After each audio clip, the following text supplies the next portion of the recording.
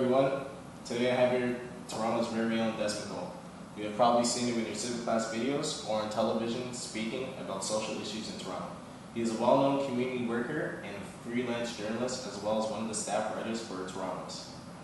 How are you doing, Mr. Phil? Nice to see you. Nice to see you too. My first question for you is, for the people who do not know, what is racism and how does this play a role in carding? Oh, it's such a big question. Yeah. I think that usually the way that people define racism, Jamal, is that they say it's when one group of people or one person hates another group of people, like actively hates them, like says, I hate you, I want to hurt you, calls people like names that are based on race or based on the way that somebody looks. And I think that that's usually what people think racism is. And it is. Yeah.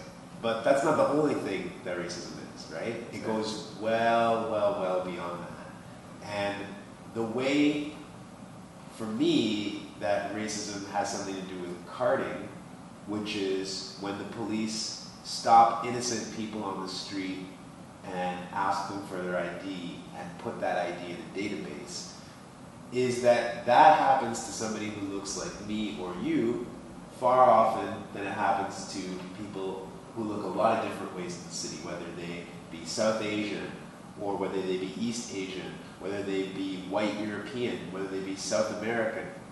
We know by the statistics that when the police decide to stop any old person in the street and start asking them for ID, that they're more likely to ask a black person, and specifically a black male, more than anybody else. I think that that's racism.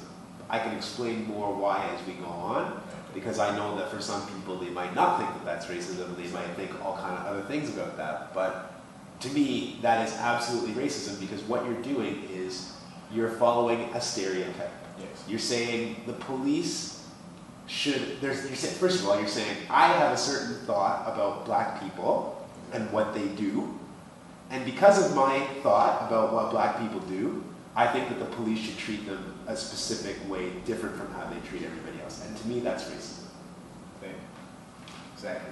Well, I think that one of the many issues people face is that they don't know, like you said, the true story about racism, what it really is, who it really affects, and what certain systems are put into play in modern day societies that are labeled as certain things as carding and proactive policing, those kind of things. Mm-hmm. But really that's for a ideological idea behind it, but we're going to go further into that. So my second question for you is, what is the alleged reason of carding, or the meaning of it in police terms?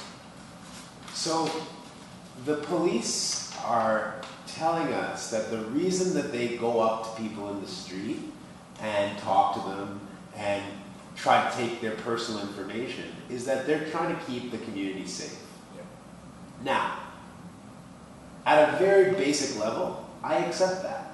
I accept that almost every single person who joins the police force is doing it because they're a good person and because they want to keep everybody safe. Okay? But here's the problem. You and I and everybody else in Canada have a Charter of Rights and Freedoms. That's the highest law of this country. And that law tells our courts and our police and our public institutions and everybody in Canada how we are allowed to be treated, right? So the law of Canada, the Charter of Rights and Freedoms, says one very important thing. It says a lot of things, but one very important thing it says is that everyone is to be free from arbitrary detention by the police. That means that the police can't just see me going about my business, walking down the road, and come and say, listen, you need to stay here, you need to talk to us. The only time that the police in Canada are allowed to do that is if there's a crime that's been committed, or that they believe is about to be committed, and that they specifically believe that me, Desmond, that I am involved in the crime that is about to be committed, or is being committed, or was just committed. And they can't just be like, well, there's a guy. Like, they have to have information that I'm a suspect in the crime. So if you and I are walking down Queen Street here, and a building is burning, The police can't just assume that because you and I are walking near the building that we set it on fire, right? Exactly. That's the problem with the way that the police are saying that they're keeping us safe, is that what they're doing has nothing to do with evidence or police work. Just stopping people on the street because they happen to be walking around does not tell us anything about that person being a suspect to a crime. So I want the police to keep people safe, but I want them to do it by presenting evidence when they think that something is wrong, and by talking only to the specific people who they have evidence about, basically. Okay. And this question is for some individuals out there that may think that carding is proactive policing, or I heard some pretty out of this world comments when it comes to this doesn't happen in Toronto, and it's based on your appearance and you bring that upon yourself. But for the people who believe that carding is proactive policing and the cops only card thugs, quote unquote, what do you have to say to that? Well, I mean, first of all, no one is a thug, so I reject the term. I know I'm not a thug, and I've been stopped by the police more times than I can count. Exactly. I wrote a Toronto Life piece saying that I've had over 50 negative interactions with the police, and that's the truth. You know, that's my situation. That's not because I'm a thug. But again, like, I want to make something very clear to people, and that is that the police investigating a specific crime and carding are not the same thing. The police investigating a specific crime is like, fine, we heard that there was a robbery, we heard that somebody who looks like this ran away from the store, and we're looking for that person. That's not the same as what carding is. Carding is, you're going to the store, you're walking down the street, you're going to school, you're coming from work, you're driving a car, and the police just for no reason, they don't, and they admit, oh, it's not that we suspect that you're doing anything. We just want information. We just want information. Well, in a free country, I don't have to give the police my information. That's you have the right to say no. You have the right to say no, and they shouldn't be asking you. Because what our police are doing is, they're keeping a whole database of people's information, even though they say, we don't really suspect them of any crime. What this reminds me of is the movie Minority Report, where what you do is you say, you could commit a crime in the future. I'm not saying you're doing anything wrong now, but what if you do something in the future? Yeah, so maybe then the police should have cameras in my bedroom to make sure that when I go home, I'm not doing anything wrong. Or maybe the police should just be able to walk into my house whenever they feel like it, just to make sure that I'm not doing anything wrong. But of course, in a free country, you can't do that. Exactly. So I reject the idea that harassing innocent people and bothering them when you don't have any business with them is good policing. I think it's bad policing. And the fact that police target black people more often is not because black people are bad or more criminal. It's because there are stereotypes about black people that the police have and that our society has. It's the way we're being treated that's the problem. It's not what we're doing. Okay, so for this whole issue of carding and racism, why is this issue happening in Toronto, and why is it important to everyone, just not the black community? The reason it's happening in Toronto is because we have stereotypes about black people in Toronto, just like there are stereotypes about black people all across North America. There are lots of different kinds of racism, right? And when people talk about anti-black racism, they're talking about the specific negative ways in which our white-dominated society has viewed black people and has treated them over time. So why is this happening in Toronto? It's because, quite simple, we live in a racist society. And when I say that, I know that people's feelings get hurt because they think I'm saying that everybody is a racist. I'm not saying that everybody is a racist. I'm saying that the dominant ideas that go around in our society, we are not the in-group. Exactly. We are the people who are always put on the outside. That doesn't mean that everyone is doing it, exactly. But it often, even sometimes, Jamal, what I find really interesting about this stuff is that, like, it can also even just be like, you hear a racist comment against a black person, and you don't say anything. You go to the movies, and there's a really big stereotype in the movie about a black character, and you just laugh because you're used to the stereotype. Well, making stereotypes about a black person in a movie is racism. But it's not the same as that other racism I was talking about, where you're going after somebody and you're being like calling them a word. That's the only type of racism that people ever think about. But there's daily instances of racism in our city and in our country. And we still ask ourselves in 2015, well, do you think there's racism in Canada? Like, of course there is. The only proof that I need that racism still exists in this country is that the indigenous people who were here before everyone else in this country are not running everything. And in fact, there's all kinds of stereotypes about them and why they are poor and why they are disadvantaged in our communities. Exactly. So I know that Canada was founded on racism, and all of that continues to echo on to where we are right now. Thank you. So, next question for you. How can we change this policy of carding since we can't get rid of it anytime soon? There's really two things that I want from the police when it comes to carding. And I would stop complaining about this issue and move on to other things in my life. The police would just do two things. Yeah. The first one is, if you and I are arrested by the police, what do they have to do? Do you know?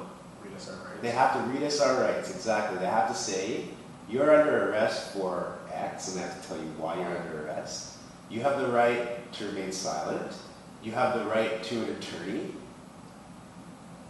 Anything you say can be used against you in court, but you have the right not to talk. They have to tell you all of these things. So think about it. If I'm not under arrest, why can't you just tell me that? Exactly.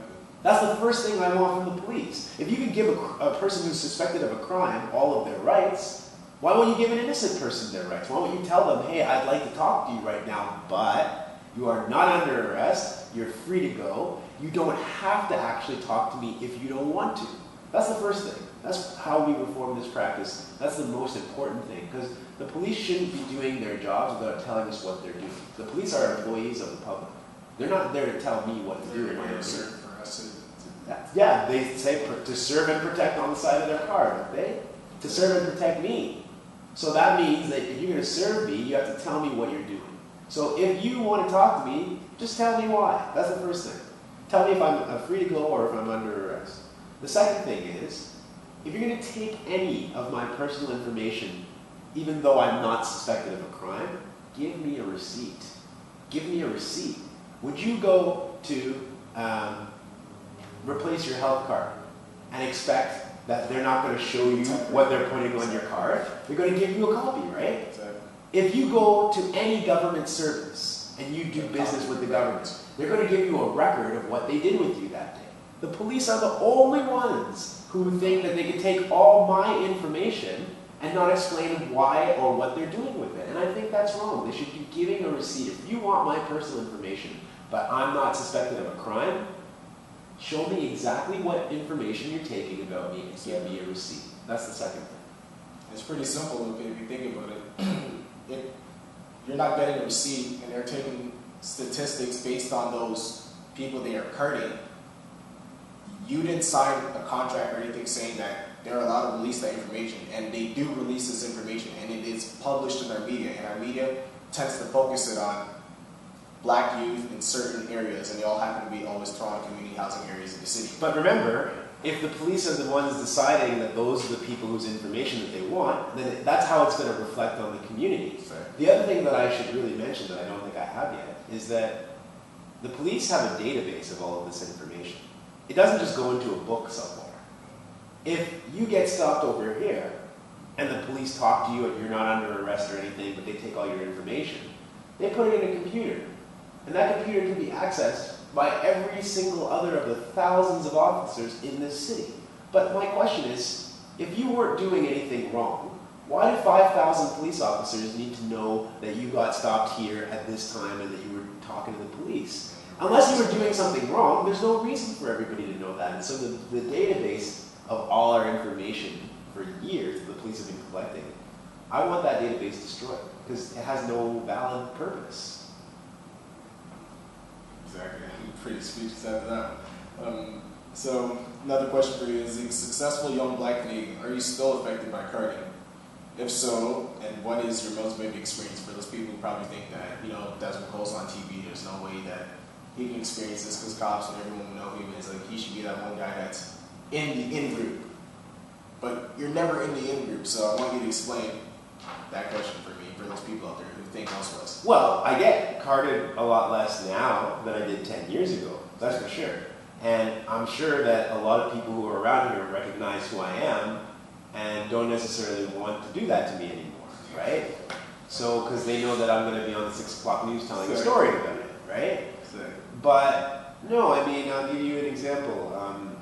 During the G20, I was carded a lot of times, actually, and I was just trying to do my job as a reporter. Now, again, I know people will say, oh, well, that was a different scenario, it was the G20.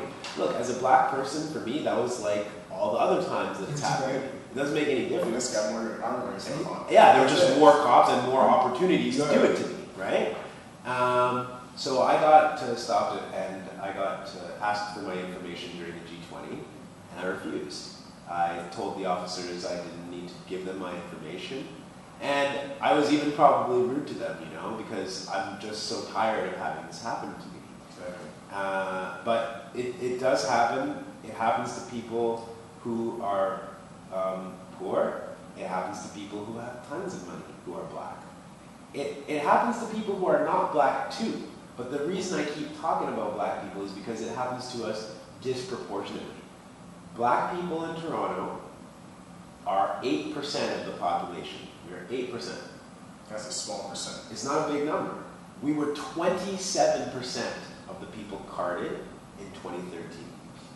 Now, I want to answer a question that you haven't asked, but every time I give these stats, I think it's fair to say this, because people will say, well, aren't black people committing more crimes, Desmond? And I have 2 answers to that.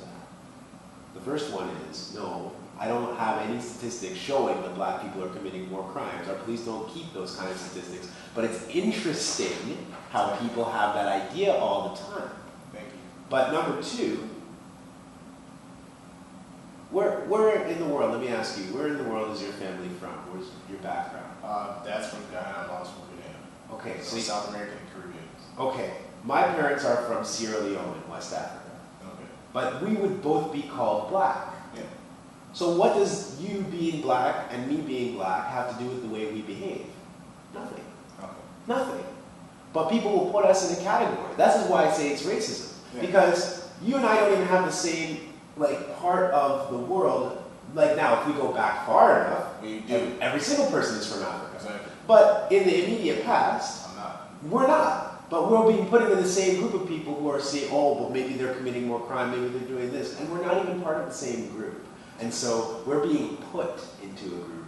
And that is exactly why I say it's racist, because you're looking at people who have dark-colored skin and assuming that they must all act the same. And there's no better definition of racism to me than that.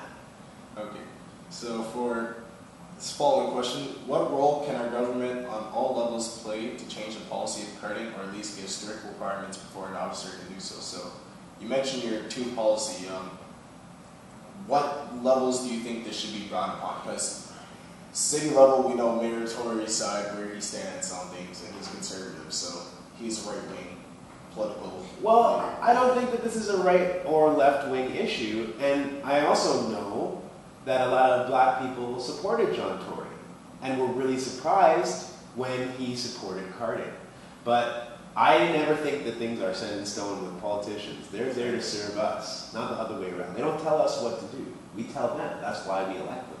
We don't just elect them and say, have a nice 4 years. So if John Tory is not doing what people in the community think that he should be doing, it's all of our jobs to get together and tell him to stop.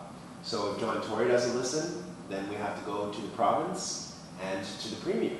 And we will. We're going to keep fighting this no matter who it takes. And you asked earlier why this is an important issue for everybody. It's because if the police can say that everybody has a charter right not to be detained by the police unless you're black, or unless you live in a poor neighborhood, and then we can stop you whenever we feel like it, then it will only be a matter of time before the police will come after you. We're continuing rolling the interview with Desmond Cole. So think we answered number 8, so I think we can skip that. Because I asked you, do you think racism has gotten worse or better? And Hasn't gotten better fast enough. That's basically my short answer is that even if it's gotten better, let's focus on the problems that actually exist today. The fact that it got better a long time ago doesn't help people now, right? People have to live in this situation that they have now, and if people are experiencing racism right now, that should be our focus, not that it used to be worse a long time ago somewhere else. Okay, let's finish with what plays more of an important role for young black men today? Is it race or class? And how does that affect Cardi in a whole? Yeah, this is a good question. I don't ever think you can separate race and class from one another. You have to look at them at the same time, and this is again another one of those things that we get taught by media, is that media are always telling us that we can only have one answer to something. It has to be either race or class. No, it's both. So class means, for example, that you might not have enough money to live where you and I are sitting right now, which is downtown Toronto. You might only be able, and your family might only be able to afford an apartment or a house in Scarborough or North York or parts of Etobicoke, right? But that also has something to do with the fact that white people still earn on average the most income in Canada, and then a lot of different other racial groups are all falling lower, and black people are very close, I'm sorry to say, to the bottom, meaning that they have fewer economic opportunities to do something like get a job that will allow them to live down here. So, it's not an accident to me that white people earn the highest average income in Canada and that black people earn close to the lowest. Racism is a factor in what kind of job opportunities that you have, whether or not your guidance counselor tells you you could be an engineer or that you should just, try to get a job straight out of high school. Yeah, I've seen that. You have had that happen to you. I understand. I'm told that I wouldn't be nothing, because I went through some experiences where I got jumped at school and it was all Asians. One Somali guy was with them. He got charged though, because he's Somali. I got charged, and everyone's going to hear this too when you listen to the class. I got charged myself. The case went on for a year. It got dropped because we were both friends, and it was just a misunderstanding. He just got pumped up from everyone else over some stupid argument over the weekend for a basketball game. So I'm like, whatever. So that happened, and I left the school, and they told me, oh, you never be anything. They brought me back into that Toronto District School, high school in East End. I went back there, and then they basically held back my courses, gave me lower grade courses, and told me I won't be anything, I won't do anything, and then I just fell off track for a good 2.5 years. I mean, I'm really sorry that happened to you, Jamal, and I'm also sorry to say that that's not the first black person that I've heard tell me a story like that. And what I can say is that sometimes people will say, oh, but look at you, you're doing really well now, you're in school, you're doing this project, it's amazing, right? But not everybody responds to those situations in the same way.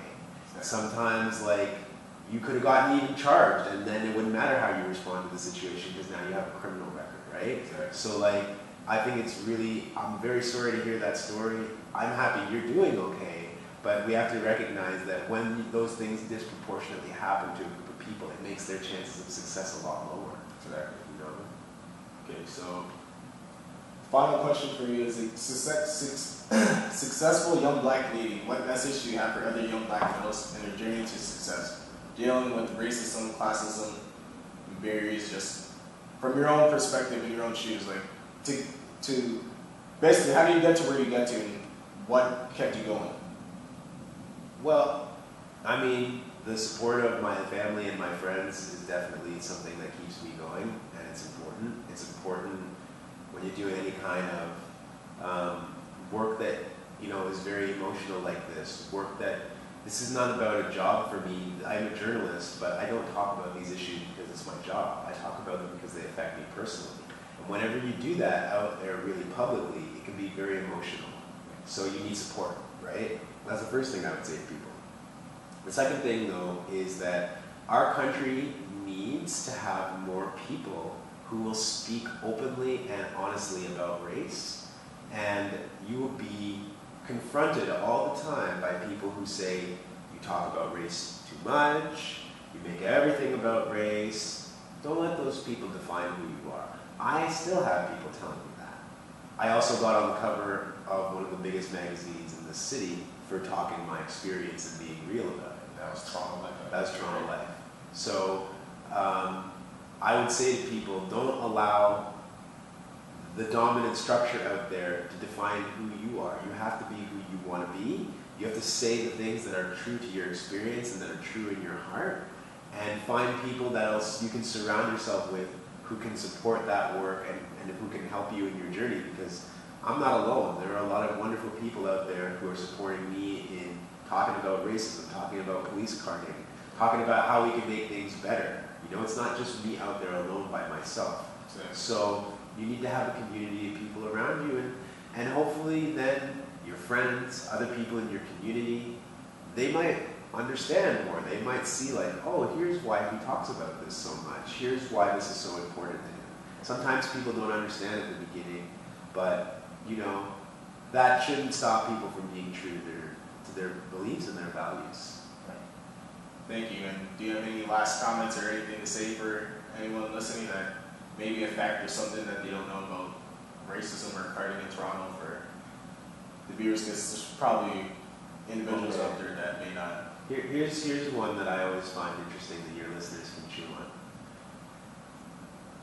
on. Back a few years ago, and this is again from the police's statistics on carding. They're not my statistics. They're the police's own statistics as analyzed by the Toronto Star. And everyone can find that online, by the way. Yes, Google it. Known to police. Google known to police. Back a few years ago, the Star looked at just 15 to 24-year-old black men. Okay? There were more 15 to 24-year-old black men stopped and carded about, I think the year was about 2008. There were more 15 to 24-year-old black men stopped and carded that year than there are 15 to 24-year-old black men in the city of Toronto. Meaning that people were getting stopped more than one time. Multiple, over and over and over and over again.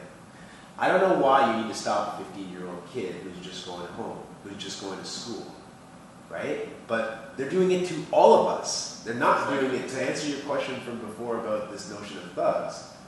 Every single 15 to 24-year-old black man in Toronto doesn't need to be treated like a thug, but that's what's happening. And that's why this practice needs to be challenged and it has to be changed. Thank you, Desmond. It was a privilege and an honor to hold this interview with you. I believe a lot of youth out there will listen to this and actually learn some important facts on the real issues, because it's just sad how I read comments on when Baltimore was happening, and feminists even posted, and people from other groups were saying racism needs everyone needs to stop crying about it. Feminism is just like, I'm not here to portray this being able to say that racism is more important than any other social issue.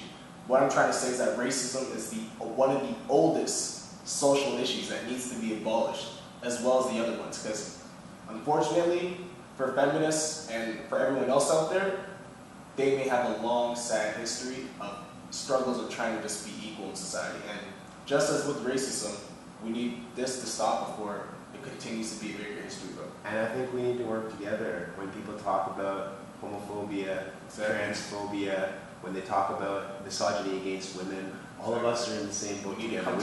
We don't need to compete with each other. Exactly. We need to come together. That's the message. Thank you again, once again, ladies and gentlemen. Desmond Cole. Thanks, Jamal. Thank you very much.